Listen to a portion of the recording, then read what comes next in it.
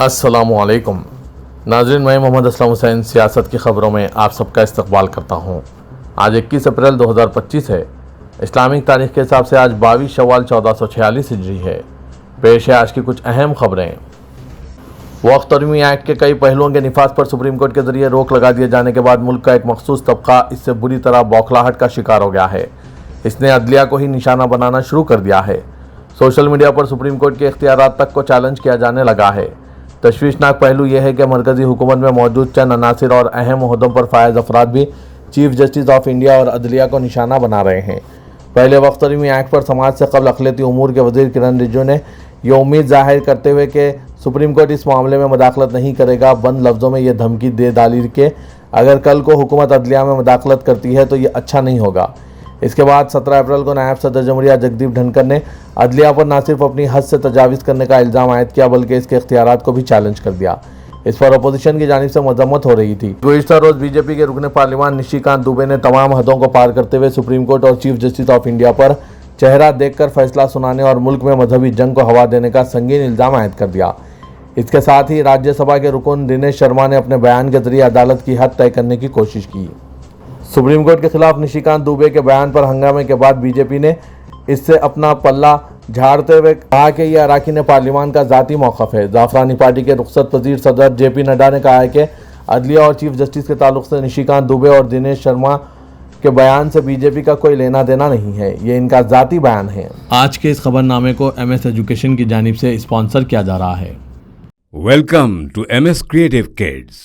We provide tarbiyat based education, focusing on child-centric learning. Our environment ensures a solid foundation with qualified, nurturing teachers. Let kids explore the richness of culture through sensory learning, hands-on experiences, interactive games, and engaging classrooms. Please click the link given in description for more details. मुल्क के supreme court के इख्तियारात को challenge और इसके फैसलों पर तनकीद करते हुए इस पर मुल्क में मजहबी जंग को हवा देने और अनारकी फैलाने का इल्ज़ाम लगाने वाले बीजेपी के रुकने पार्लियामान निशिकांत दुबे के खिलाफ सुप्रीम कोर्ट से तौहीन अदालत की कार्रवाई की मांग की गई है। वक्फ तरीमी एक्ट के खिलाफ सुप्रीम कोर्ट में पैरवी करने वाले वकीलों में शामिल एडवोकेट अनस तनवीर ने इस सिलसिले में मुल्क के अटार्नी जनरल और ख़ुद सुप्रीम कोर्ट को मकतूब रवाना किया है। तौहीन अदालत कानून की दफ़ा 15(1)B का हवाला देते हुए अनस तनवीर ने कहा है कि निशिकांत दुबे का बयान न सिर्फ शदीद तौहीन आमेज़ है बल्कि ख़तरनाक हद तक इश्तियाल अंगेज़ भी है। उन्होंने निशानदेही की कि बीजेपी लीडर के बयान का मकसद सुप्रीम कोर्ट ऑफ इंडिया के वक़ार और इख्तियार को मजरू करना है। चीफ जस्टिस ऑफ इंडिया के खिलाफ रिमार्क्स के जरिए तनाज़ा पैदा करने के बाद भारतीय जनता पार्टी के रुकने पार्लियामेंट निशिकांत दुबे ने SY कुरैशी पर तनकीद किया और कहा है कि वो इलेक्शन कमिश्नर नहीं बल्कि एक मुस्लिम कमिश्नर थे। यह रिमार्क एक ऐसे वक्त किया गया जब कुरैशी ने वक्फ तरीमी कानून को मुस्लिम ज़मीनात पर कब्जे के लिए हुकूमत के नापाक शैतानी मंसूबों का हिस्सा करार दिया। कुरैशी साबिक़ इलेक्शन कमिश्नर ऑफ इंडिया है। एक दिन कबल ही दुबे ने सुप्रीम कोर्ट और chief justice of India Sanjiv Khanna पर तनकीद करते हुए इन्हें हिंदुस्तान में मजहबी जंग के लिए उकसाने का जिम्मेदार ठहराया था। निशिकांत दुबे ने कुरैशी पर तनकीद करते हुए कहा कि आप इलेक्शन कमिश्नर नहीं बल्कि एक मुस्लिम कमिश्नर थे। झारखंड के संथल परगना में बांग्लादेशी दरअंदाजों की बड़ी तादाद को आपके दौर में वोटर बनाया गया।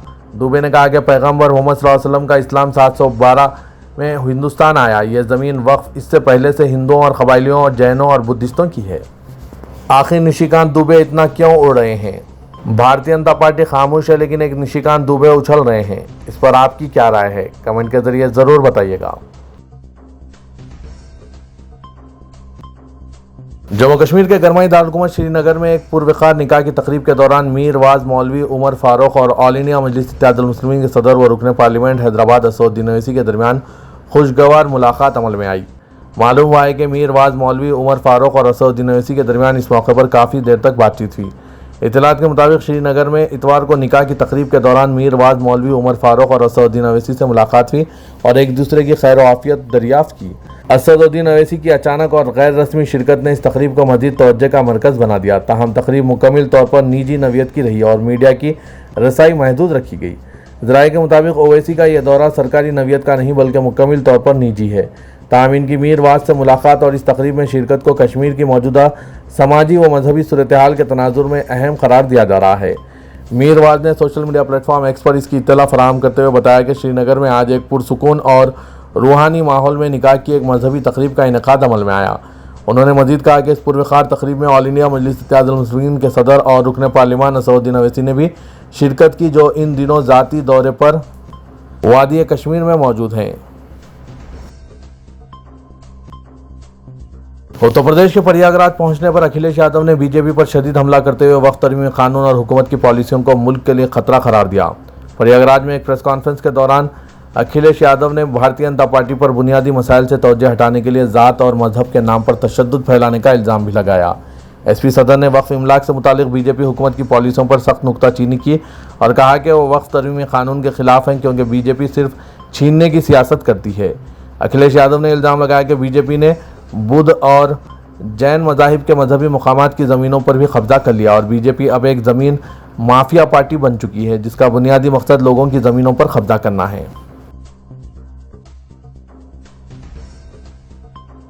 सुप्रीम कोर्ट और चीफ जस्टिस ऑफ इंडिया पर बीजेपी रुकन पार्लियामेंट निशिकांत दुबे के मुतनाज़ा तबसरे पर सियासी हंगामा मचा हुआ है। इस मुतनाज़ा बयान पर शदीद रद्दअमल का इजहार करते हुए टीएमसी रुकन पार्लियामेंट महुआ मित्रा ने भी बीजेपी पर जमकर हमला बोला। महुआ मित्रा ने सोशल मीडिया प्लेटफॉर्म एक्स पर दुबे के बयान की शदीद मजम्मत करते हुए लिखा कि याद रखिए, अपने मालिक के इशारे के बगैर ये कुछ नहीं करते। पूरा मुल्क देख रहा है कि अदलिया पर बीजेपी के जरिए कैसे प्रॉक्सी हमले किए जा रहे हैं।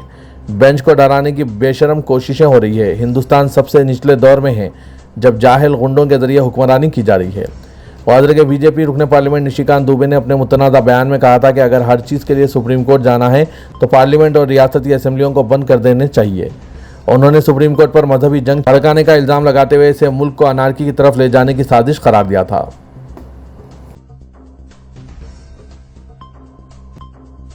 नेशनल कॉन्फ्रेंस के सदर फारूक अब्दुल्ला ने कहा है कि फ़िरक़ावाराना नफरत मुल्क को कमज़ोर कर रही है। उन्होंने कहा कि मगरबी बंगाल में हालिया तशद्दुद मुल्क में बढ़ती हुई हिंदू मुस्लिम तकसीम का रास्त नतीजा है। ताहम साबिक़ चीफ मिनिस्टर ने अवाम से कहा है कि वो मुत्तहिद हो जाएं और इत्तेहाद का मुजाहरा करें, क्योंकि ख़तरा पाकिस्तान या चीन से नहीं बल्कि मुल्क के अंदर इन लोगों से है जो मजहब के नाम पर नफरत फैला रहे हैं। फारूक अब्दुल्ला पार्टी में साबिक़ senior superintendent of police Mohammad Lal की शमूलियत के मौके पर एक जलसे आम के बाद सहाफ़ियों से बातचीत कर रहे थे।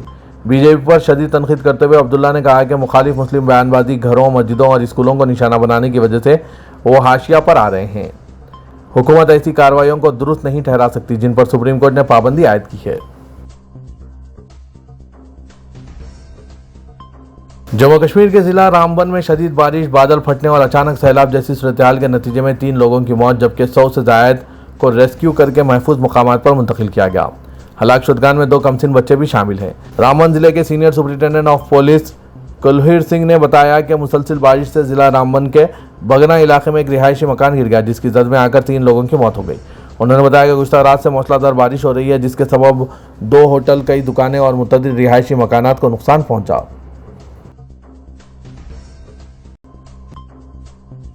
राजस्थान में अजमेर दरगाह शरीफ के खद्दाम ख्वाजा की दोनों अंजुमनों को अब सीएजी के सामने अपने हिसाबात पेश करने होंगे।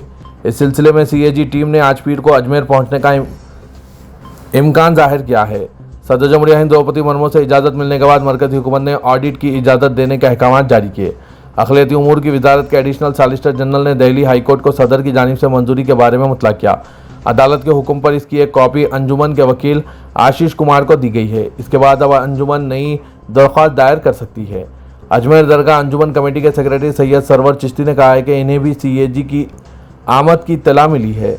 अगर इनकी तरफ से कोई कागजात मांगे जाएंगे तो वह दस्तयाब कराए जाएंगे। मुसलमानों को अपने हुकूक के लिए डट जाना चाहिए, क्योंकि हम अपना हक मांग रहे हैं, हुकूमत से कोई भीख नहीं मांग रहे हैं। मौकूफ़ा जायदातें अल्लाह की अमानत है। ये वो जायदातें हैं जिन्हें हमारे इस्लाफ ने मिल्लत के ज़रूरतमंदों के लिए वक्फ़ किया है, और एक मरतबा जो जायदाद वक्फ़ की जाती है वो हमेशा वक्फ़ रहती है। लेकिन मोदी हुकूमत मौकूफ़ा जायदातों पर अपनी बुरी नज़र डाले हुए हैं, जिसका सबूत यह है कि इसने मुसलमानों से हमदर्दी के बहाने पार्लियामेंट के दोनों ऐवानों में वक्फ़ तरमीमी कानून मंजूर करवा लिया। अगरचे इस कानून को इसने उम्मीद का नाम दिया है, लेकिन हकीकत में हुकूमत मुसलमानों की उम्मीदों पर पानी फेरना चाहती है। मुल्क में इन्हें दूसरे दर्जे का शहरी बनाना चाहती है। वो आज हिंदुस्तान में वही पॉलिसी इख्तियार करना चाहते हैं जिस तरह इस्लाम व मुस्लिम दुश्मन ताकतों ने स्पेन में मुसलमानों के साथ इख्तियार की थी। अगर देखा जाए तो तारीख़ मुसलमानों के उरूज व ज़वाल, दुश्मनों की साजिशों और इनके नापाक मंसूबों की होश व दास्तानें सुनाती है। इन ख्यालात का इजहार तेलंगाना के रुकने कानून साज कौंसल जनाब आमिर अली खान ने निज़ामाबाद में जलसे तहफ़्फ़ुज़ औक़ाफ़ से खिताब में किया, जिसमें निज़ामाबाद के गयूर मुसलमानों की कसीर तादाद ने शिरकत की।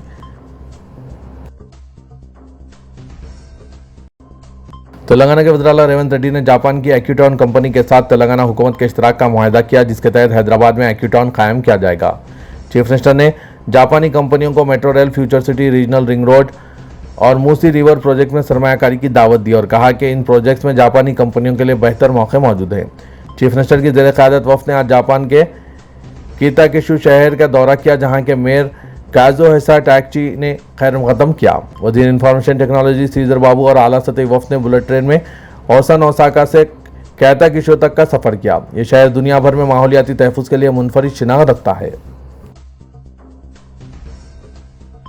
वज़ीर ट्रांसपोर्ट पूनम प्रभाकर ने कहा कि तेलंगाना आरटीसी में 3038 जायदादों पर तकर्रुरात के लिए अनकरीब इलामिया जारी करेगा। उन्होंने कहा कि जिन जायदादों पर तकर्रुरात किए जाएंगे इनमें drivers, deputy superintendent traffic, deputy superintendent mechanical, depot manager, assistant traffic manager, assistant mechanical engineer, assistant engineer civil, accounts officer, medical officer general और मेडिकल ऑफिसर स्पेशलिस्ट शामिल हैं। उन्होंने कहा कि हुकूमत ने आरटीसी में मखलूआ जायदादों पर तकर्रुरात की इजाज़त दे दी है और इलामिया जल्द ही जारी किया जाएगा। उन्होंने कहा कि हुकूमत आरटीसी को मुस्तहकम करने के लिए मखलूआ जायदादों पर तकर्रुरात अमल में ला रही है। तेलंगाना डीजीपी डॉक्टर जितेंद्र ने रियासत के सभी पुलिस स्टेशनों के एसएचओज के साथ एक इजलास मुनक्किद किया। डीजीपी ने तमाम अहदेदारों को बताया कि वो अपने काम को पूरी ईमानदारी के साथ निभाते हुए कारकर्दगी को बेहतर बनाएं और मुतासरा शख्स के साथ इंसाफ करते हुए इनके मसाइल को हल करने के इक़दाम करें। डायरेक्टर जनरल पुलिस ने अपने सफ़र का जिक्र करते हुए बताया कि जब वो आईपीएस का इंतखाब कर रहे थे तकरीबन लोगों ने इसकी मुखालिफत की थी, लेकिन उन्होंने आईपीएस बनने का फैसला करके अब तक 33 साल सफ़र तय किया और आज इन्हें फ़ख्र है कि उन्होंने आईपीएस बनने का फैसला किया था। आज तेलंगाना को नंबर 1 मुकाम मुल्क भर में हासिल हुआ और वो इस वक्त रियासत के पुलिस सरबराह हैं। उन्होंने पुलिस अहदेदारों को बताया कि जब भी कोई शिकायत वसूल हो तब संजीदगी के साथ मुतासरा शख्स की शिकायत को दूर करने की कोशिश करें।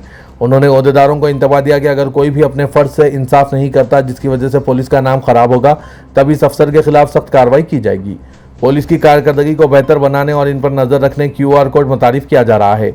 डीजीपी ने कहा है कि जिस तरह हम अपने अहले खाना से इंसाफ करके इन्हें हर मुसीबत से दूर रखते हैं, इसी तरह वो शिकायत कुनंदे के साथ इंसाफ करें जिससे अवाम भी पुलिस पर यकीन करे और हमारे साथ इंसाफ करते हैं। अपनी साख को बरकरार रखने, अवाम के साथ बेहतर सलूक करें और अवाम के दिलों में अपनी जगह बनाएं।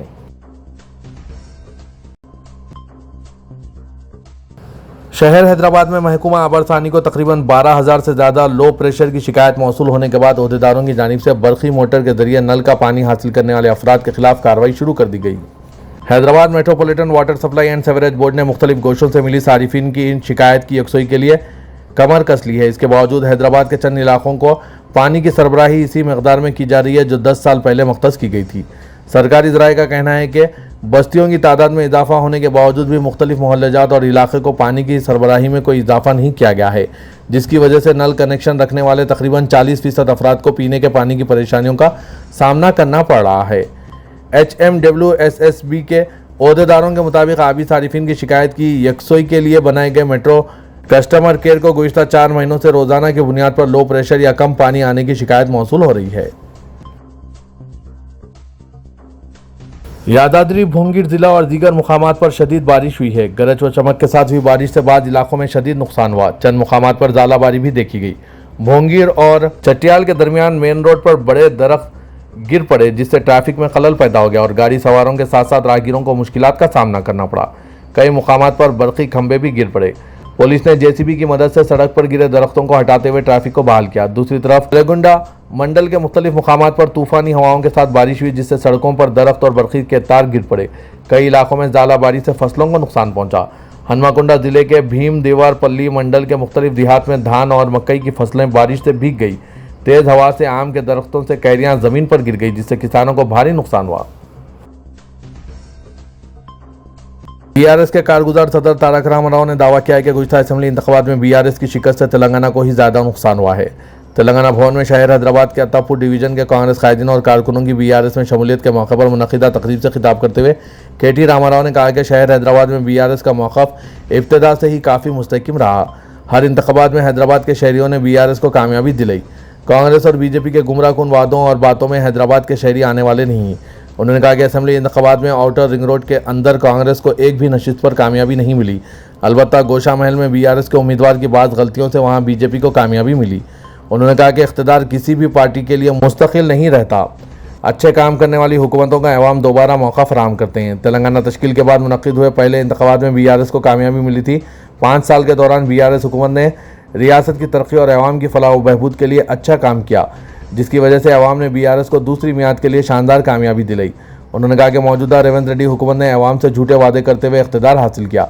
100 दिन के अंदर 6 जमानतों पर अमल करने का वादा किया, लेकिन 500 दिन गुजर जाने के बाद भी इन जमानतों पर अमल नहीं हो रहा है। हिंदुस्तानी क्रिकेट टीम के साबिक कप्तान और क्रिकेटर मोहम्मद अजहरुद्दीन ने उपल स्टेडियम के नॉर्थ स्टैंड से अपना नाम हटाए जाने पर नाराजगी और अदम इत्मीनान का इजहार किया। अजहरुद्दीन ने बंजारा हिल्स में अपनी रिहायशगाह पर एक प्रेस कॉन्फ्रेंस से खिताब किया। वादरे के जस्टिस ऐश्वर्या ने शहर के इलाके Rajiv Gandhi international cricket stadium, जिसे आमतौर पर उपल स्टेडियम कहा जाता है, इसके नॉर्थ स्टैंड से साबिक कप्तान का नाम हटाने का हुक्म दिया गया है। अजहरुद्दीन ने कहा कि उन्होंने 10 साल कौमी क्रिकेट टीम के कप्तान और 19 साल क्रिकेटर की हैसियत से मुल्क की खिदमत की।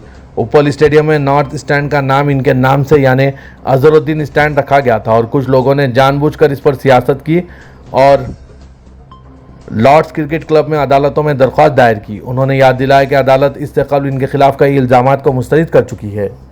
उन्होंने मजीद कहा कि एक हैदराबादी होने के नाते वो इस सतह पर पहुंच गए हैं जिस पर मुल्क को फ़ख्र है और वो कुछ लोगों की तरफ से की जा रही साजिशों का कानूनी जवाब देंगे। उन्होंने कहा कि इन्हें मुल्क की अदलिया पर एतमाद है और वो इस मामले पर आला अदालतों से रुजू होंगे। उन्होंने कहा कि इन्हें सुबह से ही इनके मदाहों और खैरख्वाहों की तरफ से हज़ारों कॉल्स मौसूल हो रही है, जिसमें नॉर्थ स्टैंड से इनका नाम हटाए जाने की मजम्मत की जा रही है।